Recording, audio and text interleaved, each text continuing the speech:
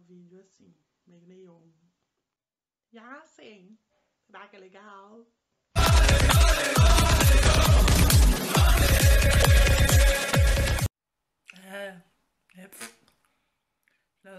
E aí, amores, tudo bem? Como é que vocês estão? Tudo em ordem? Tô morrendo de saudade. Vim aqui gravar esse vídeo pra vocês, essa aula. Minha primeira experiência, então me desculpem aí a qualidade.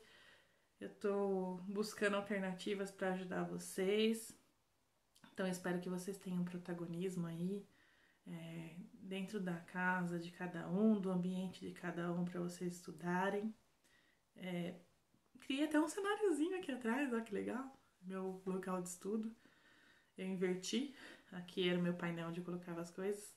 Eu coloquei aqui do lado algumas obras. Vocês podem ver que nós temos um mestiço aqui. Aqui nós temos um Van Gogh, né? Nós temos uma bailarina aqui. E aqui uma artista contemporânea maravilhosa, sensacional, um futuro promissor do Brasil, chamada Heloísa Nassuato Bruno. Chuchuzinha, futura artista, coisa linda. Então eu vim aqui para trazer essa videoaula para vocês. Esse primeiro momento nosso é um momento de revisão de conteúdos, lembrar os conteúdos que a gente estudou antes dessa quarentena acontecer, fixar esses conteúdos. Depois eu vou retomar algumas atividades com vocês aí, tá? Começar algumas atividades novas. E então é por meio dessa telinha aqui que nós vamos conversar. Esse é o nosso canal. E eu espero que vocês gostem, tô dando meu melhor. Algumas coisas eu vou editar, porque eu falo muita besteira. Eu vou tentar aqui deixar o mais fluido pra vocês. Mas é isso, tô morrendo de saudade do nosso contato físico diário, tô morrendo de saudade de abraçar e apertar vocês, de xingar vocês, colocar vocês em ordem, puxar a orelha, dos gritos no corredor, da nossa zoeira diária. Mas enquanto a gente não pode fazer isso, isso é o que nos resta. Então nós vamos dar o nosso melhor dentro do que a gente consegue. Tudo bem? Beleza? Beijinho.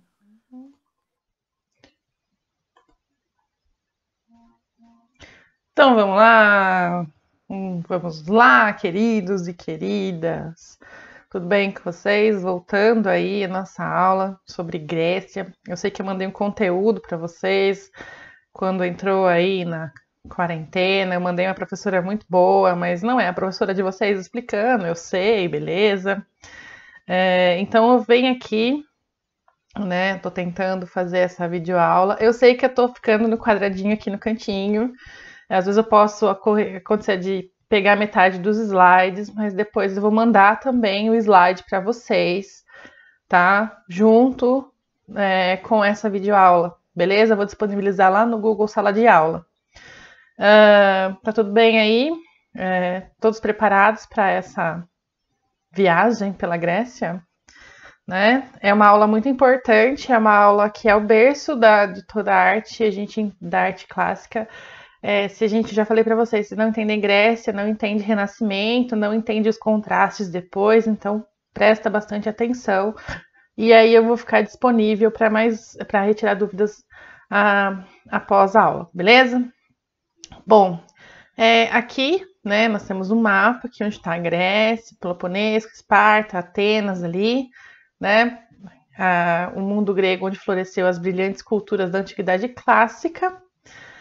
E aí eu vim trazer para vocês esse slide aqui inicial, que é uma característica principal, a característica essencial, a primeira, a que embasa toda a arte grega, eu acho que até toda a civilização grega, se é que posso falar assim, né? A arte grega, ela é uma arte antropocêntrica, meus amores, guarda esse nome, antropocentrismo, antropocêntrico. Antropo, né? Vem de homem. O homem é o centro. O homem é o centro. Vamos pensar. Se naquela aula lá de Egito, né, que eu conversei com vocês, quem que era o centro? Era o homem, que é o centro?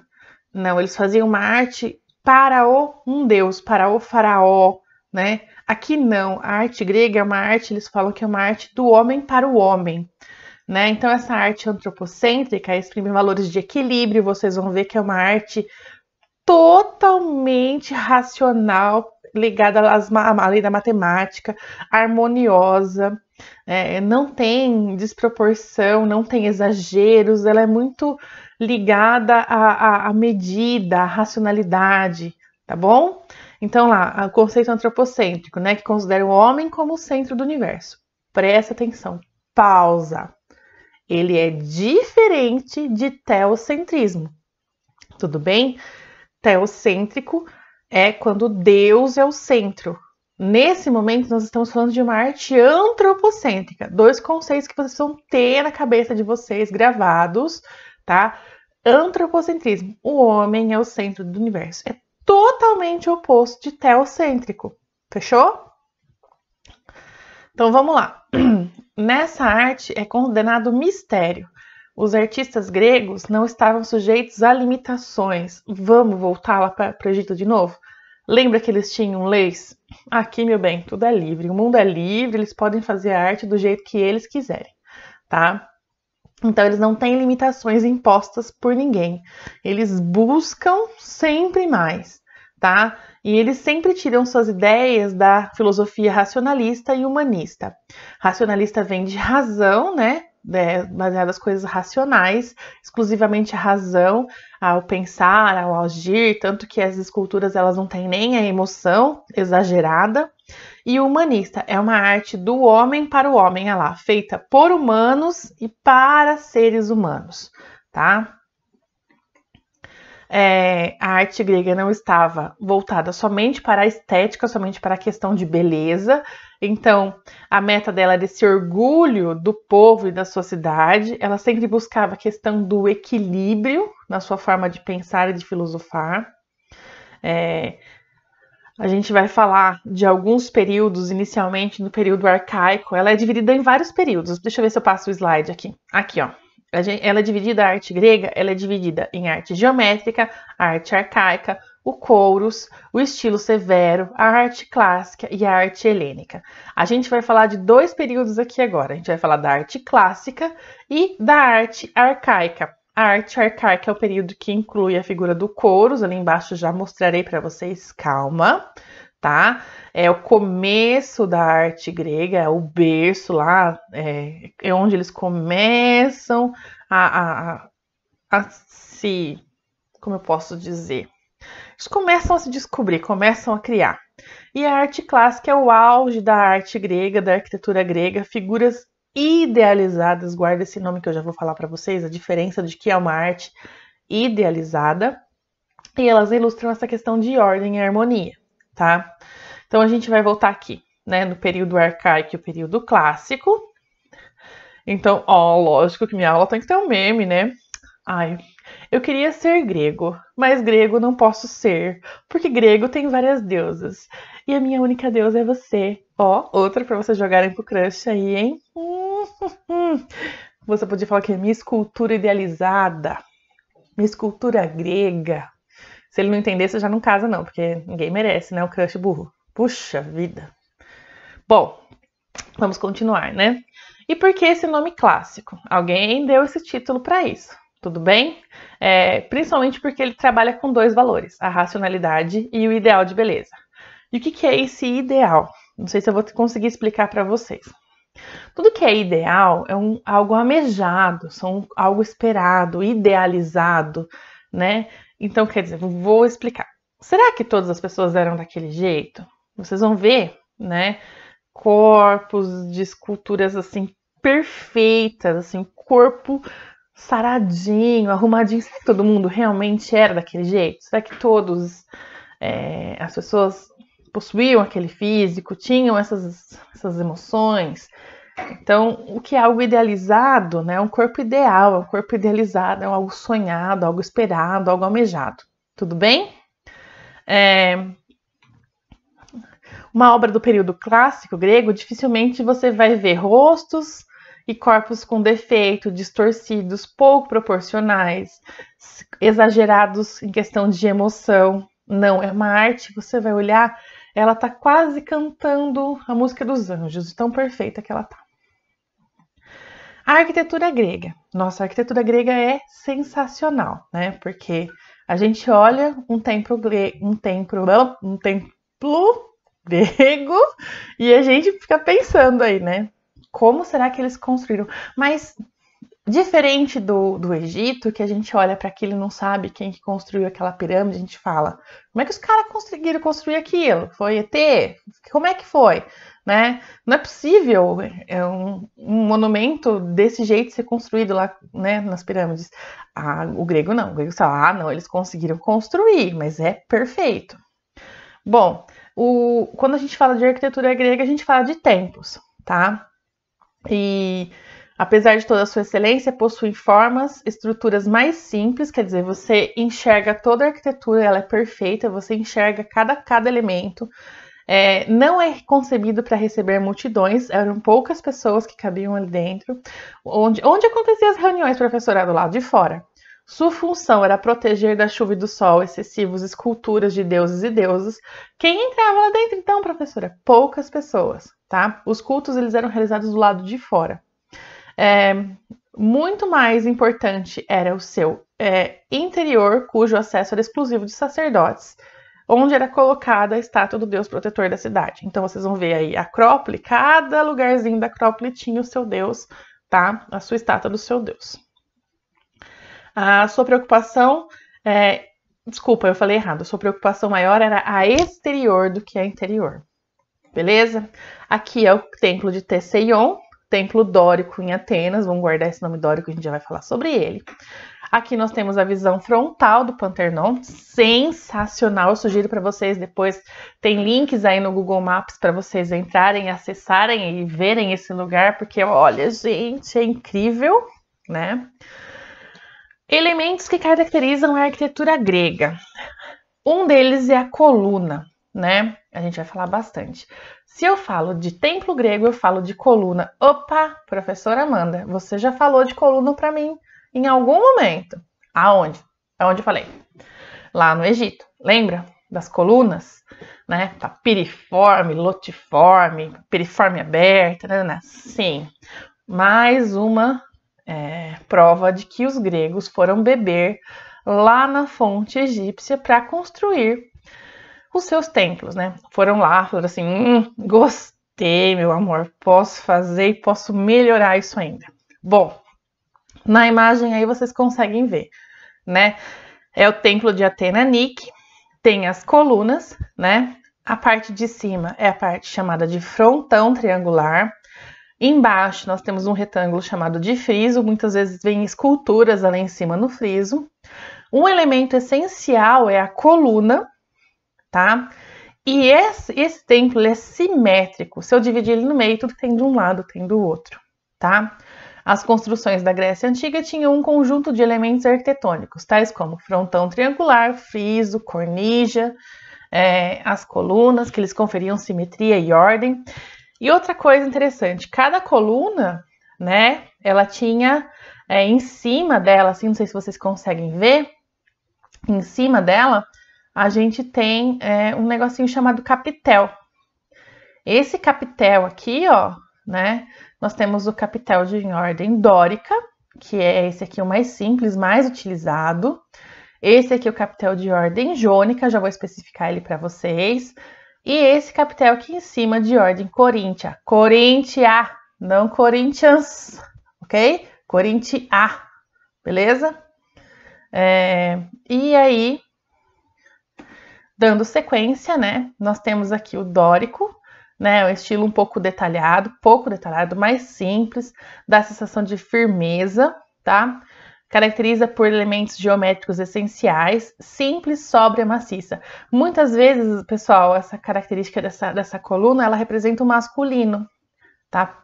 E o jônico é essa aqui do lado, né? Ela é um estilo que transmitia leveza em função dos desenhos representados, principalmente nas colunas e construções.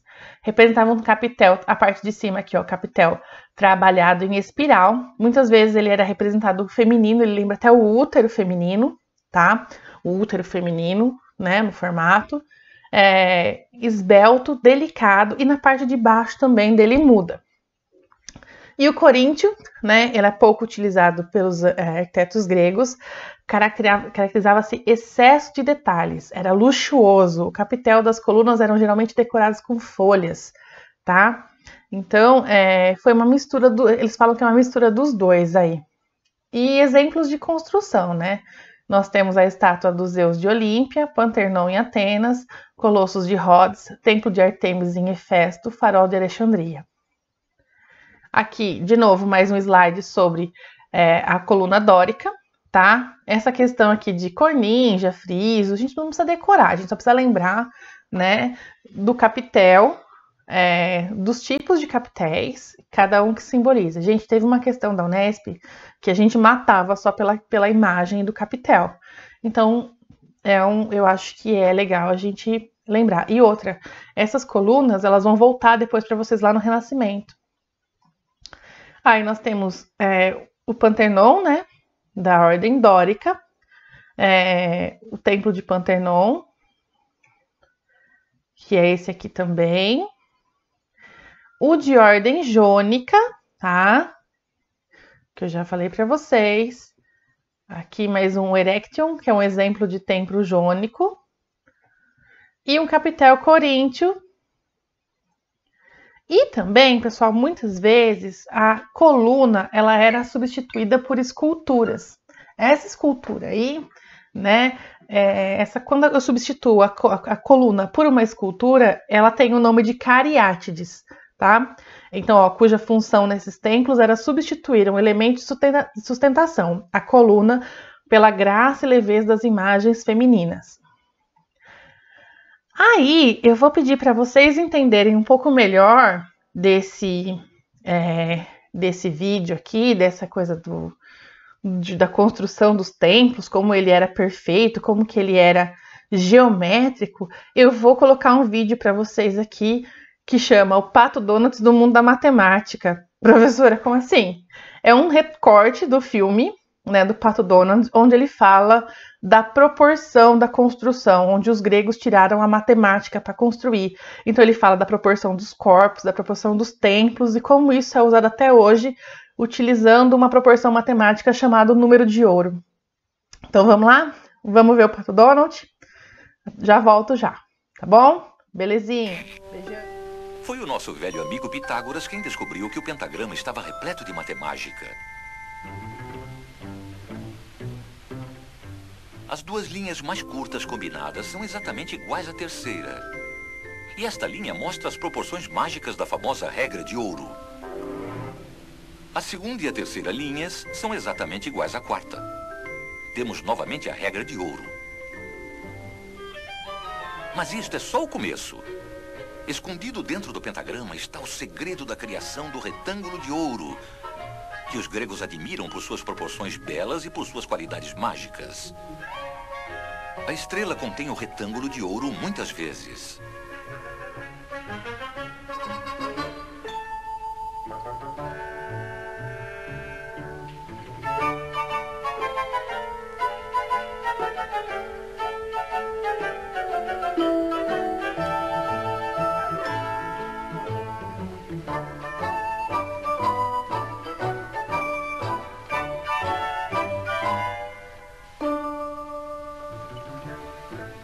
É uma forma fantástica. Ela pode se reproduzir matematicamente infinitas vezes.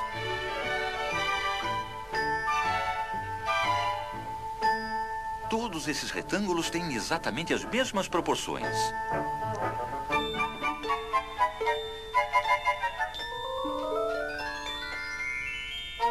Esta figura também contém uma espiral mágica que repete as proporções da regra de ouro ao infinito.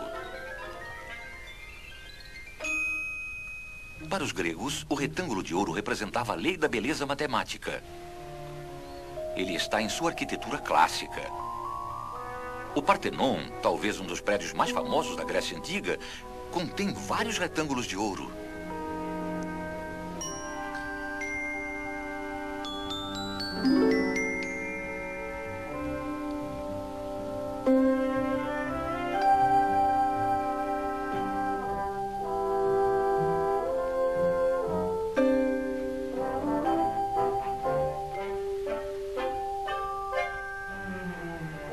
As proporções da regra de ouro também se encontram em suas esculturas.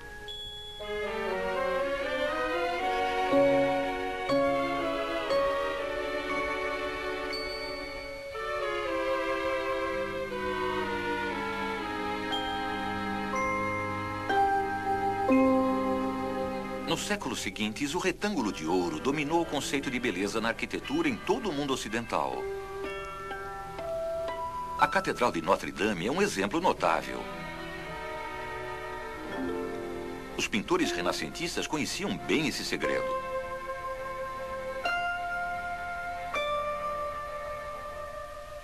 Hoje em dia, o retângulo de ouro faz parte do nosso mundo moderno.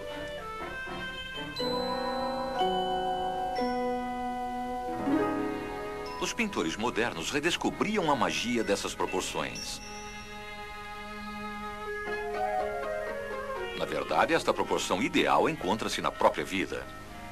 Puxa, puxa, puxa! Isso é matemática! Adoro figuras desse tipo! Donald. Para experimentar! Não. Proporção ideal! Nem tanto. Não, eu acho que não. Ora, não podemos ser todos matematicamente perfeitos.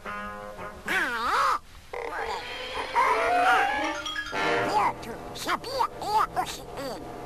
Agora que você está embutido num pentágono, vamos ver como a natureza usa esta mesma forma matemática. A petúnia. O jasmim estrela. A estrela do mar.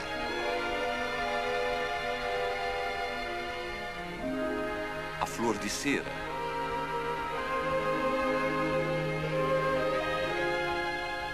Existem literalmente milhares de membros de destaque na sociedade pitagórica da estrela na natureza.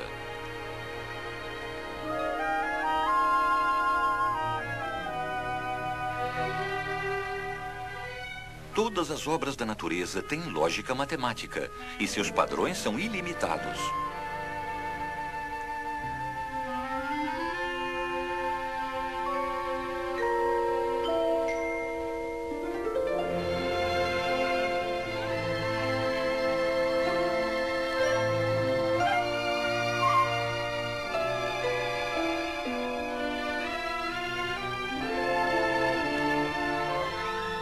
Sempre encontramos as proporções mágicas da regra de ouro nas espirais dos desenhos da natureza.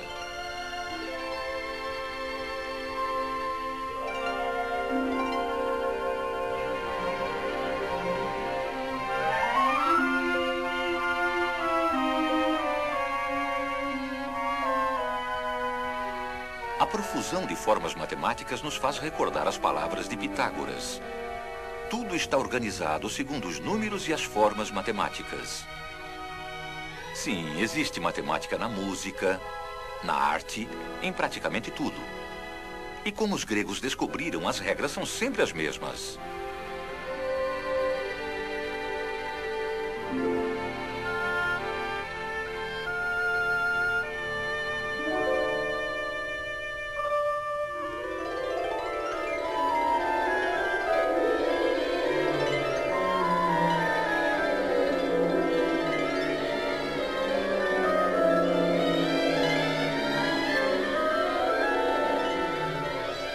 Então, Donald, você gostou da nossa viagem pela geometria?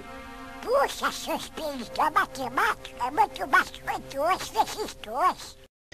E vamos começar a gravação. E vamos fechar o vídeo pra cá. E aí, pessoas, o que acharam do vídeo do Pato Donuts? Pato Donuts é sabido, né? Então, vamos voltar aqui para nossa aula da Grécia, né? Vamos conversar um pouquinho, continuar conversando. Preciso chegar na escultura ainda. É uma aula longa, eu sei, vocês estão cansados aí já de ficar aí. Eu também estou cansada de ficar aqui. Gostaria de um contato físico com vocês, de abraçar, de apertar, de xingar a pessoa que está fazendo bagunça ali na sala, dependendo da sala, né? Sem nomes. Mas, infelizmente, é o que temos para hoje. Então, vamos tentar dar o nosso melhor, né? Bom, O ápice da arquitetura grega deu-se nas guerras médicas, quando Péricles convocou o escultor Fídias. Gente, eu vou falar um negócio para vocês, bem sério. Guarda esse nome, Fídias. Por quê? Porque esse desgraçado, ele pode salvar a sua vida na FUVEST. Não sei se vocês sabem, mas a Unesp está trazendo algumas características para o seu vestibular um pouco mais, como eu posso dizer, um pouco mais de habilidades, trabalhando a questão da habilidade, a convergência entre uma disciplina e outra, mas a FUVEST, meu bem, a FUVEST é conteudista. E tinha uma questão lá perguntando o nome do escultor. Então esse é um grande cara, ele foi importante para esse momento aí, tá? Para a reconstrução de Atenas destruída pelos persas. Um dos mais belos monumentos construídos foi a Acrópole, destacando-se o Pantenon. E lá dentro, né, tem o Erechthon, dedicado a Erectius, o Rei Míticos de Atenas, que possuía o Pórtico das Cariátides. E aí, professora, o que é tudo isso aí? Isso aqui, ó. Esse aqui, ó, eu tô na frente de uma parte dele, mas depois vocês olhem no slide, por favor, é a Acrópole. Cada parte dessa, né, representa um prédio de um deus. Ó, o número 1 lá é o Templo de Atena de Nike, o 2 é o Pompileu, o 3 é a Pinacoteca, o 4, aqui ó, é a estátua de Atena, bem no meio, né, porque a Atena é a deusa da cidade, né, que representa, que foi escolhida, né. O 5, o Erectio. É bem interessante a história do porquê que Atena foi escolhida como deusa no lugar de Zeus. Depois a gente conversa sobre isso. Ou vocês pesquisem aí na internet, já que vocês estão na internet, pesquisa aí. 5, o Erecteu, o primeiro santuário de Atenas, e o 6, o Pantenon. Hoje ela está desse jeito. Por quê, professora? Gente, primeiro, o tempo, segundo, guerras, né? Atenas foi uma cidade que sofreu com muita destruição devido a algumas guerras, e isso hoje foi só o que restou, foi as ruínas desse templo, e é aberto para visitação, tá? Aqui é um exemplo da imagem do templo de Atena, o templo de Pompileu, o Erechthon, onde está o portal das Cariátides, e aí nós vamos falar da escultura. Gente, eu vou colocar um link depois para vocês irem nesse lugar visitar. Gente, pelo Google, tá? Vai dar uma olhada, é sensacional. A diferença de você ver numa foto e você ver ali, né? Não sei que não é ao vivo, né? Mas ver a sensação que você tem, o tamanho da proporção da figura humana para o templo é diferente, tá bom? E a escultura? Bom, agora a gente vai chegar num dos pontos principais também da arte grega, a escultura. A escultura grega, ela passou por uma evolução, tá? Aproximadamente no fim do século VII a.C., os gregos começaram a esculpir em mármore grandes figuras de homem. O escultor grego acreditava que suas estátuas representassem o homem, não devia ser apenas semelhante a um homem, mas também um objeto, belo de si mesmo. Então, cada vez mais eles iam buscando essa perfeição e essa beleza. Pensa se está escrito errado ali, viu, gente? Depois a gente conserta.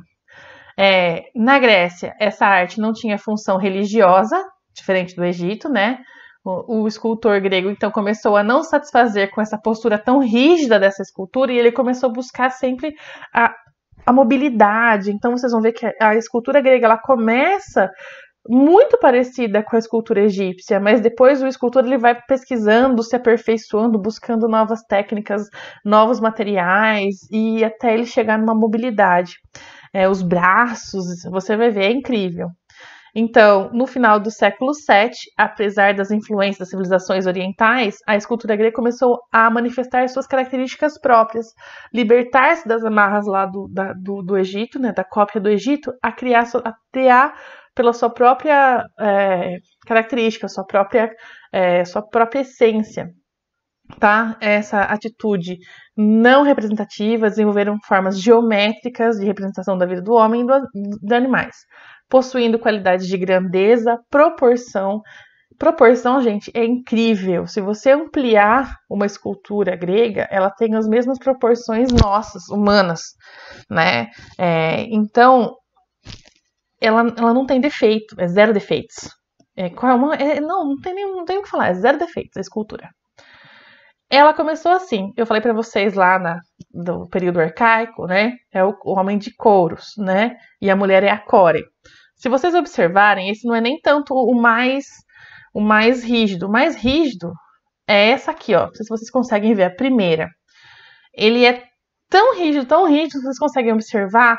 Ela é presa, ó. O pezinho dela é preso a uma base de sustentação. E a mão, não sei se vocês conseguem lembrar da escultura egípcia, é muito parecida. A mãozinha junto ao peito, não tem mobilidade nenhuma. Nessa imagem, essa é a core, né? Ela vai evoluindo, ó. Observem como que ela vai evoluindo ao longo do tempo. E eu vou voltar. Na segunda imagem aqui, esse aqui é o couros, o homem jovem, né? Olhem como ele já evolui um pouco, a barriga um pouco mais definida, o braço já fica um pouco solto, ele consegue dar um passo para frente. Eu vou pedir para vocês, pessoal, anotem as dúvidas de vocês quando vocês tiverem dúvida aí do lado, o slide específico e a dúvida, por favor, para a gente conversar na nossa live, tá? Então, no período arcaico, né, o escultor apreciava a simetria natural do corpo. Ele tinha que deixar claro essa simetria do corpo pra gente, observador, né? Ele esculpia figuras masculinas sempre nuas. Por que do nu? A questão do nu vem relacionada também à questão da masculinidade, né? O homem nu e a mulher coberta, né? Porque, sim, o homem era mais importante, né? Tinha que mostrar as suas partes para ser mais importante, a masculinidade. E engraçado, né? Mais pra frente, vou fazer uma pausa agora na Grécia, lá pra frente, lá na Idade Média, eles começaram a cobrir as vergonhas dessas estátuas, decepar algumas delas. Você viu que aí tem uma parte aí do nosso amigo que está decepada, né? Normalmente, agora voltando na sala, né? Esses couros, eles vinham em rigorosas posições frontais, né? E olha que interessante. Quando o meu pé está junto, o meu peso está distribuído pela física, vocês podem conversar com a professora Paula, ele está distribuído igualmente entre os dois pés. Essa escultura é para ela ter essa perfeição, dela conseguir, né, dar esse passo e o seu ponto de apoio, seu eixo ser certinho e a escultura não se quebrar no meio, o escultor tinha que ter um domínio da física e da matemática perfeito, porque senão essa perna ela se rompia, a escultura se quebrava. Por quê? O que nada mais é essa escultura? É um bloco de mármore. Ele retira a escultura aí de dentro. Ele molda ela com uma massinha. Não tem nada dentro, não tem... Quebrou, não tem como construir de novo, tá bom? Aqui nós temos a escultura do período arcaico, né, o couros que eu mostrei para vocês, e a evolução dela mais para frente, né, da obra Efebo, de Críntios, né, olha só como que ele já evoluiu da primeira para a segunda. Ele deu um passo, o corpo já é melhor moldado, olha, as formas, a anatomia do corpo mais bem definida, o rosto com detalhes, né? Eles já começam a esculpir os olhos, olhar para frente do modelo, a cabeça ligeiramente voltada para o lado, então eles já estão pesquisando esse movimento, né? Pesquisando maneiras de acrescentar o movimento às suas esculturas. Aqui voltei para vocês a core, né? Que é a visão feminina do couro, né? E olha só como essa core foi evoluindo, da primeira que tem para vocês aí até a última, os detalhes que foram sendo acrescentados nela. E teve uma época que eles chegaram a buscar a mobilidade, né, nos moldes de bronze. Então eles usavam o bronze em algumas estátuas. Essa estátua, se eu não me engano, é a de Zeus. Não, é o caso de Discóbulo de Miron. Eu, se não me engano, era de Zeus, mas beleza. Se é Discóbulo, a gente acredita nele. Eu não lembro agora, me confundo às vezes, vocês sabem disso. Eles começaram a buscar também no bronze. Mas no bronze, a gente tem poucos resquícios de obras gregas moldadas no bronze. Por quê? Por causa das guerras. O que aconteceu? Começou a ter guerra, né? Bronze vira o quê? Vira o quê? Bala de canhão. né? Então eles derreteram muitas esculturas, transformaram ela em balas de canhão. Olha só, que triste, né? Eles não têm essa... antigamente não se tinha esse senso de patrimônio, de preservação. Ah, vamos cuidar. Não, destrói tudo. Numa guerra, joga uma bomba, destrói tudo, tá? Então, olha só como eles conseguiram, com bronze, dar essa mobilidade, essa leveza para a escultura que abre os braços, né? E tem um movimento diferente daquele retinho que a gente viu. Agora o descóbulo. Gente, o descóbulo é sensacional. Eu sei que um é diferente do outro aí, viu, gente? São 2 descóbulos diferentes. O primeiro, conseguem perceber que ele tá bom, mas o cara falou assim, acho que eu posso melhorar ele. E fez o segundo. Gente, olha a musculatura do segundo. Olha os nervos da perna, da coxa, assim, os músculos da coxa. E olha para eles evoluírem de uma posição rígida do coros ali para essa posição do descóbulo, onde ele enverga o corpo. E o eixo dele tá ali naquela perna, né? Para essa escultura não se romper no meio, um pedaço de pedra. Como eu vou dar leveza a uma pedra? Olha só o que eles conseguiram fazer com essa escultura. Foi sensacional, né? A rigidez da pedra e o movimento. Nessa famosa estátua do atleta jovem, prestes a lançar o seu disco, o corpo está se curvando para frente, o braço direito segura o disco, está elevado o braço esquerdo, está na altura do joelho direito. As pernas e os pés estão prontos para garantir a rotação no impulso de jogar o disco. O observador atento para dizer que a postura do tronco não é mais adequada para o lançamento do disco, ou ainda que é tão frontal quanto a arte egípcia. É inegável, porém, essa sensação de movimento que ele está prestes a jogar o disco. Não sei se vocês têm essa sensação aí. Incrível. E aí, né, nós vamos falar de Roma lá pra frente também. Nós temos aí a cópia romana de Dorínforo, né, que os romanos, nós vamos saber que eles deram um Ctrl+C e um Ctrl+V na arte grega aí, mudaram nomes e algumas coisas e aperfeiçoaram coisas aí, deram um caráter mais realista, mas aí tem um exemplo de uma cópia romana. Do eixo do corpo, olha só a questão. Isso bem legal, vocês viram lá no vídeo do Pato Donas do mundo da matemática, né? A questão da proporção, que um corpo são 7 cabeças, né? Isso a gente usa essas técnicas que a gente viu lá de medir o corpo, de medir o braço, a relação que se existe no corpo humano, as proporções que se existe no corpo humano, a gente usa até hoje no desenho. Isso é incrível. E olha o eixo que ele tá. O peso todo dele está distribuído nessa perna. Como que ele não se rompe no meio, né? Como que ele não quebra? Aí nós temos alguns nomes da escultura, como Fídias, Praxíteles e Miron, tá? O Fídias, ele fez a imagem de Zeus de Olímpia, o Pantenon de Atenas. O Praxíteles, ele fez Hermes, e Miron, ele fez o Discóbulo. Os escultores gregos do século VI a.C., livres das influências externas e profundamente interessados na representação anatômica, aproximaram-se da realidade, observando as leis de proporção e simetria, rompendo definitivamente as influências que tinham lá com o Egito. As poses das figuras eram utilizadas, tinham liberdade de expressão, alcançavam tamanha liberdade que pareciam romper com essas convenções. Parecia que era uma figura humana de verdade dentro de uma pele de pedra, sei lá. Essa imagem é da deusa Atena, né? Deusa da sabedoria. É uma escultura, né? Onde ela carrega o seu escudo, né? E a coruja, que simboliza a sabedoria. Professora, como assim? Atena é a deusa da guerra. Atena é a deusa da guerra justa, tá? O Hades é o deus da guerra.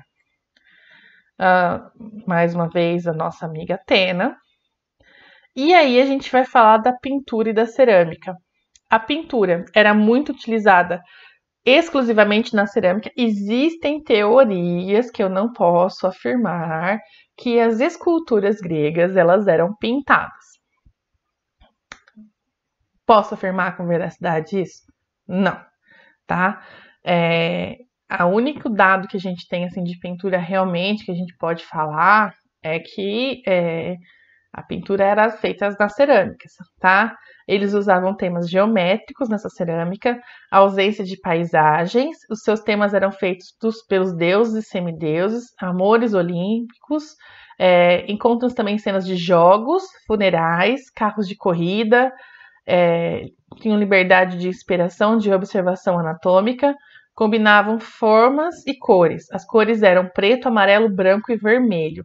Os jarros, eles também tinham funções, cada jarro ele tinha sua função específica para cada elemento que ele carregava. Por exemplo, a ânfora, eu estou no meio da hidra aqui, mas eu vou ler o que está escrito aqui e depois vocês olham no slide, tá?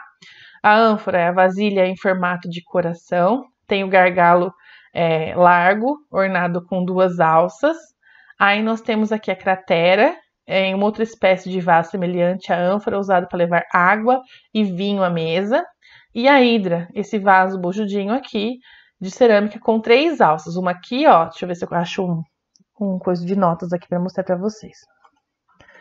Um aqui, um apontador. Ó, um vasinho aqui, o outro vasinho aqui, uma asinha aqui, e a outra asinha aqui vocês não estão vendo, né? Eram para colher e guardar a água. Esses vasos, né? Eles representavam pessoas em suas atividades diárias, cenas de mitologia. E aí tem 3 grupos, né? Figuras negras sobre fundo vermelho, figuras vermelhas sobre fundo negro, figuras vermelhas sobre fundo branco. Professora, precisa decorar isso? Jamais, não tem que decorar nada, tem que entender. E outra, ninguém vai pedir para vocês diferenciar um do outro. Eu nunca vi um vestibular, mas vai que, né? Nós estamos num mundo tão doido. Os maiores representantes da pintura grega eram Zeux e Apelles. As proporções dos vasos, gente, eles eram calculadas de acordo com... Era tão perfeitas as proporções dos vasos como a mesma usada no Pantenon, nas construções arquitetônicas. Então, eles eram exigentes, muito exigentes também nos vasos gregos, beleza? E aí a gente vai encontrar um período helenístico. O que é o período helenístico? Gente, o período helenístico é onde ele vai ganhar um pouco mais de emoção, um pouco mais de detalhes, dramaticidade, tá? E aqui a gente consegue ver uma escultura que eu coloquei para vocês no início dessa aula, que vai simbolizar esse período, tá? O período da civilização helênica é chamado século de Péricles. Ele é o período clássico da cultura grega. Ele é no século IV a.C. Filipe II, rei da Macedônia, dominou a Grécia. Ao morrer, foi sucedido pelo seu filho Alexandre Magno, que construiu um gigantesco império. Manteve o domínio da Grécia e conquistou a Pérsia e o Egito. Com sua morte, o império se dividiu em vários reinos, nos quais se desenvolveu a cultura semelhante à grega, que vai se chamar helenística pelos historiadores, de Elade,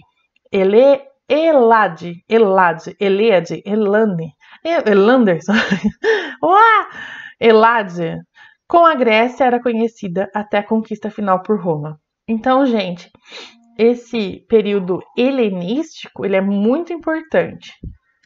Por quê, né? Porque as características da escultura são bem diferentes, ela é mais natural, ela representa mais os seres humanos como eles são, eles têm personalidade, eles têm idade, eles têm emoção, eles têm estado de espírito, vocês vão ver nas esculturas que eles gritam, que eles choram, né?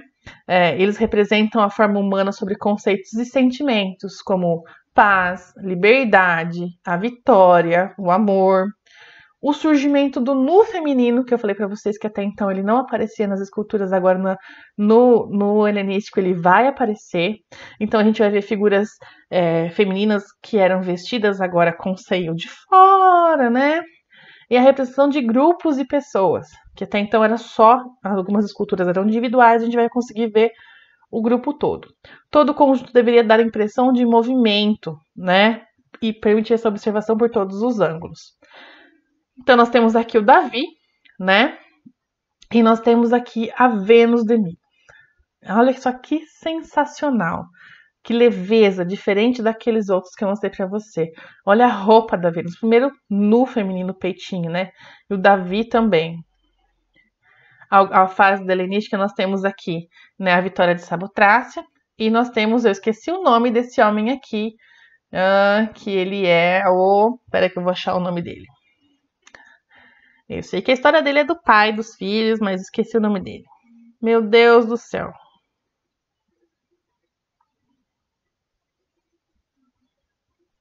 Ah, não precisa nem digitar agora. Laocoonte e seus filhos. Laocoonte e seus filhos.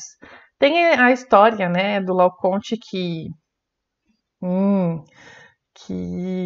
uma cobra veio para matar os filhos dele. Espera aí que eu vou achar a cobra, o nome da cobra.